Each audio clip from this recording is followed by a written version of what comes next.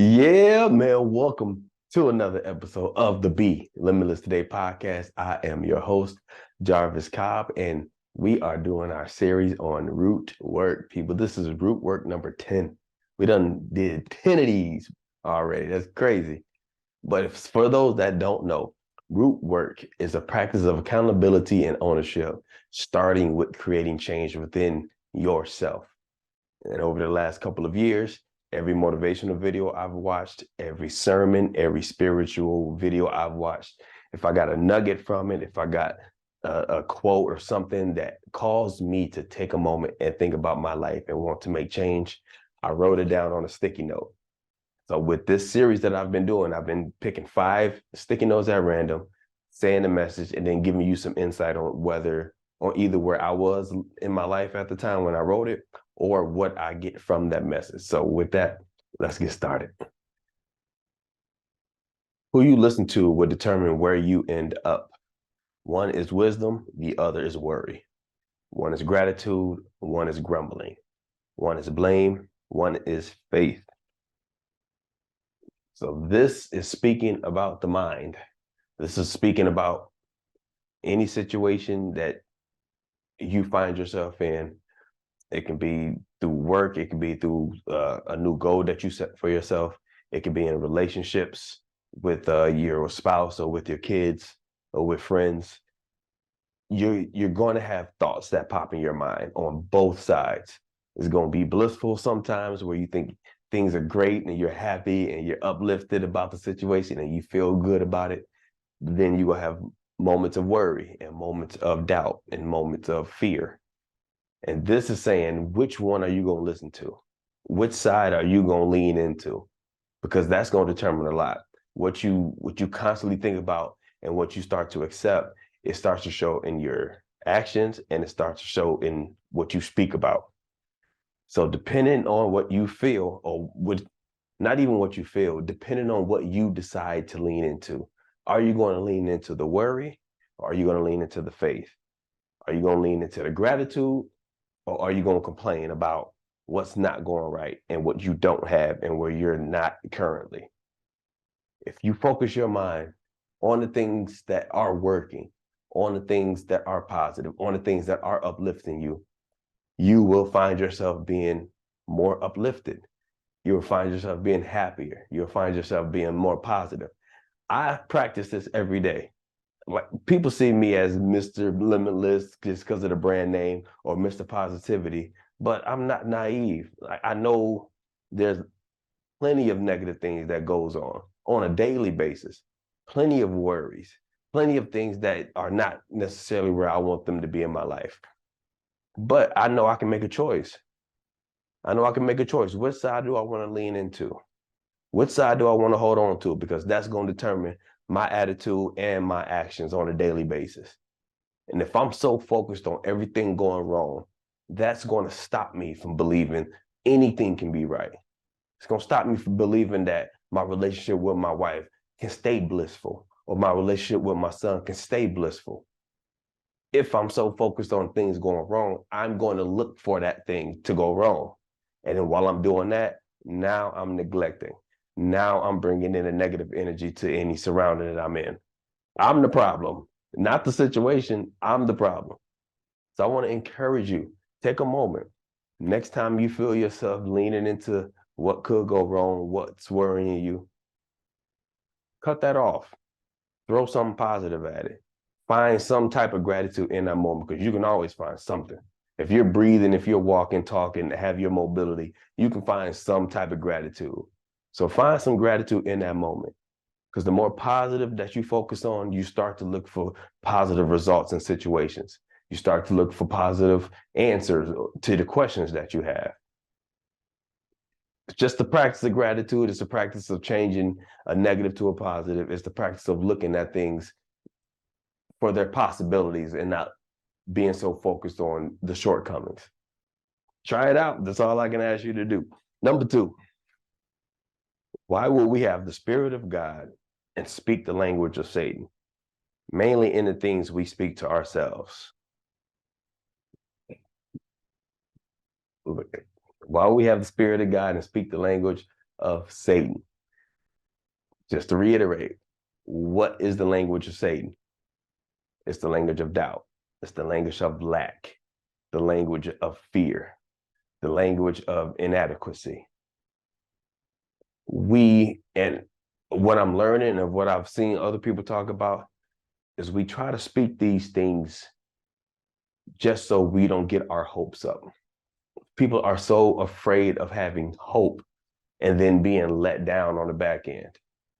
They're so afraid to be built up and think that something is going to go right and then have the carpet ripped out from under their legs. You're doing that as a defense mechanism, just so you don't have to deal with that rejection or deal with that, what you might consider failure.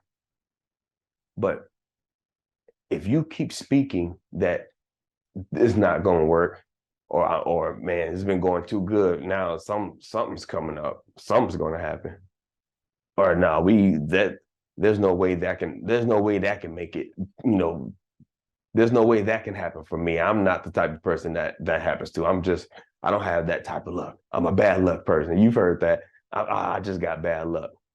If you keep speaking, I just have bad luck, you're going to keep focusing on all the things that go bad, and then you're going to keep using that as ammunition or using that as examples.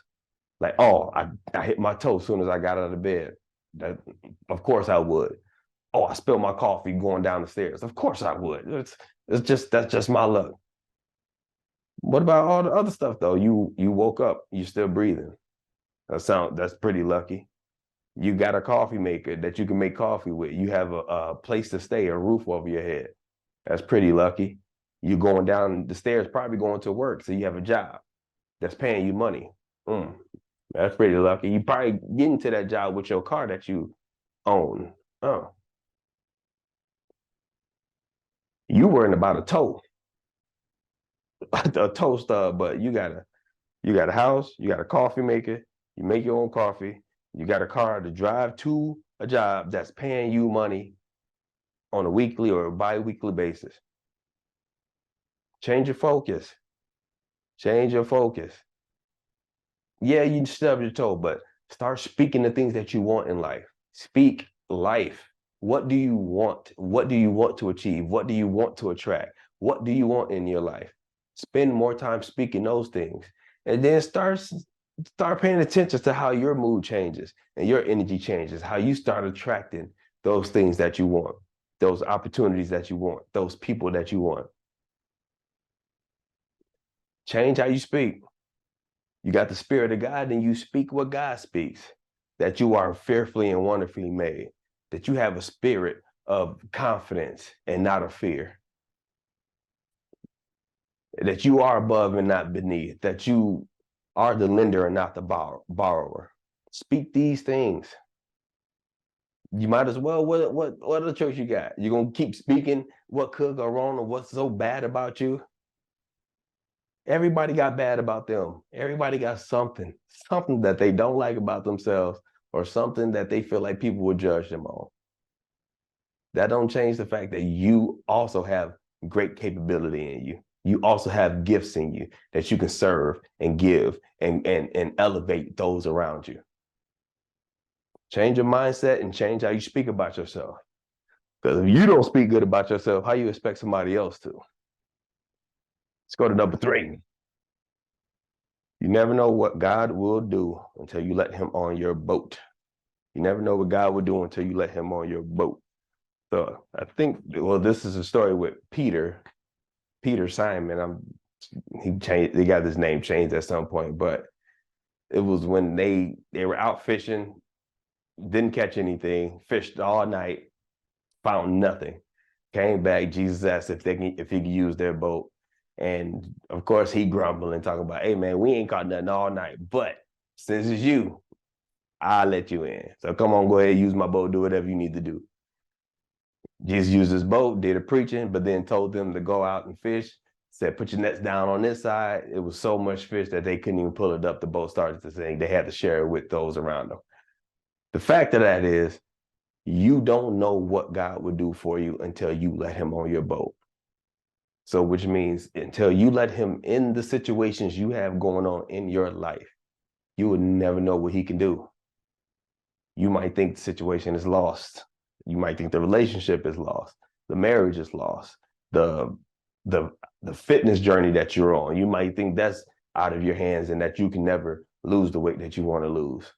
The job you want to get, the goal that you might have about building a brand or buying a house or buying a certain car or giving your family the life that you think they should and think that you feel that they deserve to live. But you're trying to do it all on your own, in your own understanding. Allow God to come on your boat. Use him as a resource. That's what he's here for. If you could do everything on your own, then you wouldn't need a God.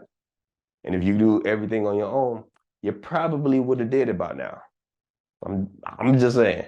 If you got it, if you could do it, you probably would have did it. So since it's not working your way, try another way. Try another way. Allow God in on your boat. Allow him into your relationships. Allow him into your goals. Allow him into your lifestyle. Whatever you want changed, whatever you feel like you want to grow and develop, allow him in. I did it with the fitness journey I just finished. I did a 6-month fitness joint, and I'm gonna be talking a lot more about it. But I'll let y'all in. I dropped 33 pounds in 6 months. So I'm gonna do a whole joint about it, throw it up online, and we're gonna have some fun with it. I'm inspire a bunch of people. It's gonna be a great thing. But with the fitness journey, I prayed on it. I said, God, what should I do? What can I do? How can I make this time different from the last year, from the year before that, where I kept saying, oh, I'm gonna lose weight. Oh yeah, it's time now. It's go time. It's time to rock. And then I'm the same weight 6 months after that. I'm the same weight from one Christmas to the next Christmas. So I prayed on it. I asked him, what can I do? He told me to go and look at it was an old interview. Well, it was a mentoring thing that I did, a mentoring call that I had with Moose of Eric Thomas's team. And during that, he only told me to read one book. It was one book he told me to go check out. So I went and checked out that book. And then I applied the principles from that book to this journey. 33 pounds lost. The answer was always there. I was just overlooking it. I wasn't even thinking about it. But as soon as I prayed on it, God, what can I do? He said, go back and watch that interview with Moose. I did that. In that interview, Moose said, read this book. I think this book might help you. Read the book, boom, implemented it right away. That's the part.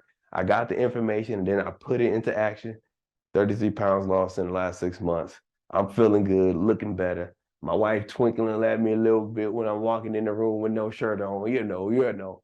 So let him in on your boat, man. Let him into what you're trying to do. It'll be so much easier than you keep being frustrated and trying things over and over and keep bumping your head on the same roadblocks and not understanding what you can do.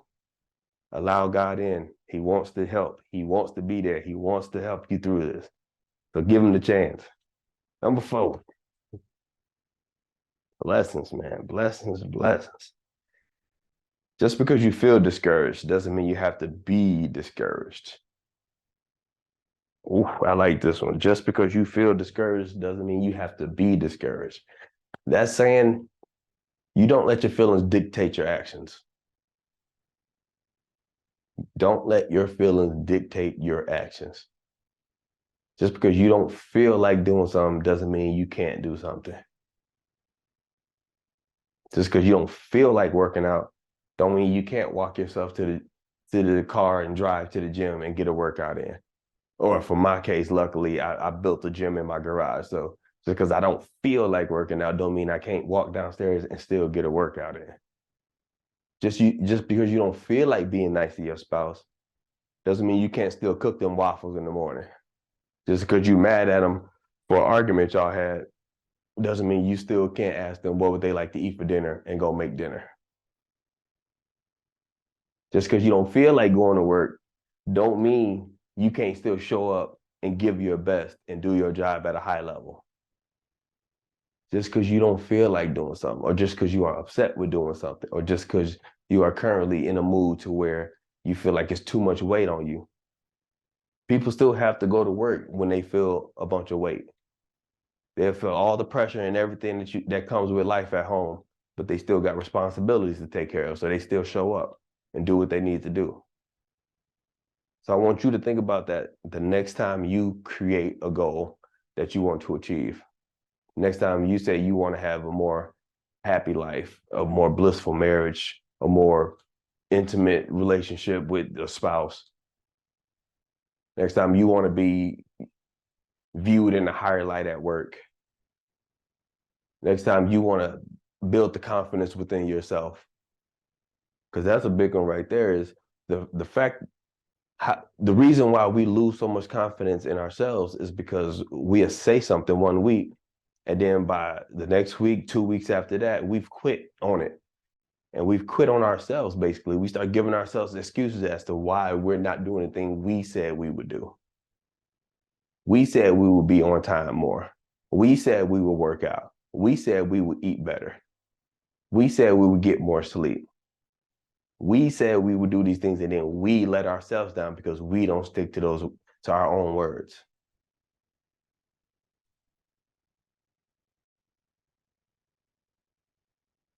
Just because you feel discouraged don't mean you have to be discouraged. Just because you feel fear don't mean you have to be fearful and timid and not take action towards something. Just because you feel inadequate doesn't mean you have to act like you're inadequate, walking into a room with your head down, not giving anybody eye contact, having low confidence. Just because you feel like you're not as good as somebody else don't mean you have to have low self-esteem when you're in their presence. You get to choose how you react, regardless of the feeling. Tell your feelings that they're not in control. They're not in command. They don't dictate how you act and what you do. That's on you. Remember that next time. When you want something done and you want to get something done, or you want to change the dynamic of something, just because you feel a certain way don't mean you have to act on that feeling. You can still act in the manner that you want to achieve. You want to be more helpful. You want to serve more. So serve more even if you don't feel like it. And try your best to have a good attitude about it. That's probably a hard part too, but serve and try your best to have a good attitude about it. It'll change your whole concept of what you can and can't do, or what you are and what you're not capable of. Give it a shot, man. Number 5, we rolling through this thing today. Whew. Man, I feel like I can do 10 of these joints today. Let's see, let's go purple. Let's go purple. Healthy reflection is so important and powerful for our soul's growth. If we stay so busy that we don't take a second and reflect, we can't truly be blessed. So this is one for my doers that like to escape into the work. This is for my people that you set goals, you go after them, you achieve goals, and by the time you achieve one goal, you have another goal set and you're going after that goal. Or you find yourself when something hard is happening, you escape to the work. Oh, I got this to take care of. I want to get this out by Wednesday. I want to build this up. I want to study on this. And you're constantly doing and going and going. And you don't allow yourself to take a moment to reflect. And I'm very guilty of this one. Like, this one is, my wife gets on me about escaping into the work and not taking a moment to think about where we are now. Because, man, if you let me tell it, we got so much more work to do. We got so much more higher to build to. You got these big dreams we want to achieve. But I got to remember, man, I was on a mattress pad. Like, lost my apartment, lost my car, about a month apart, basically, living on my best friend's floor. and couldn't even sleep on the couch no more because his mom bought him the couch. And she was like, this couch starting to dent and lean in a little bit, and it's too new for that. So we can't have people sleeping on the couch. So I had to sleep on the floor, and my wife bought me a mattress pad. She was my girlfriend at the time. I met her when I had the apartment. We hung out for a week straight, and then like 2 weeks after that, I lost the apartment. So I'm thinking, I lost the apartment, I lost my car. I'm definitely finna lose her. Nah, she stuck with your boy. Bought me a mattress pad, and now you fast forward, what, like that was 2012 ish, 2012, 2013.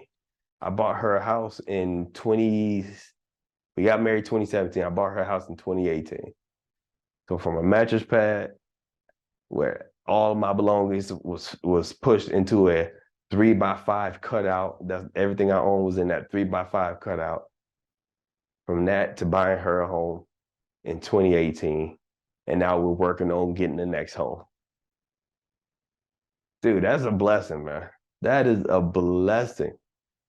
But I get so stuck in trying to build this great vision and trying to get to this high level to where I don't take a moment to reflect on the fact that sleeping like that, for doing that for a year and a half, and then buying my wife a home, like getting my credit right, getting the money right, getting new jobs and making more money and being able to provide, and then buying her the home and bought her a car, and then I just bought her a second car this past year, one that she wanted. Now we building a life for our son, and God has blessed me financially with that. Like, these are blessings, and it's probably the same in your life. You were in a situation before where it was tough. It was if you look back now, you didn't realize how low you were while you were in it. But you know now, like, ooh, I can't go back to that. We gotta leave that alone, man. But look at you now though. Look at what you were able to make it through. Look at all those situations mentally that you were able to make it through. Look at those tough times. Look at those heartbreaks. Look at those letdowns. And you made it through all of it. You're still here. You're still going. You're still thriving. You're better than you were. Take a moment, reflect on that. Let your soul grow from thinking about that and doing that. And then realize how blessed you are in the current moment. In the current moment, realize how blessed you truly are, how much God has blessed you with. Dude, like I'm going over a bunch of stuff in my mind right now as I'm thinking about it. Got laid off twice before two of the biggest moments of my life. Stuff out of my control like that. Like had three knee surgeries. Had basketball stripped away from me in a blink of an eye. Like, I've been through a lot of tough stuff, and we are on the other side, still growing, still thriving, still doing the things that we need to do, still healthy, still standing on our own 2 feet, still able to work out, still able to smile. We are blessed people. Please lean into your blessings. Please take a little time, a couple minutes. It don't take much. Just sit down, take a couple minutes, just think back 10 years ago. Where were you at 10 years ago? And how far have you come? How much have you overcome? How resilient are you? What kind of strength do you have today? It's a blessing, man. And with that, I'm going to leave y'all on that for this episode. I love you guys. I appreciate you guys. We always say negative news is freely given. Positive news must be searched for. And if you can't find it, then you create it. So go and create some positive news this week. Love you guys.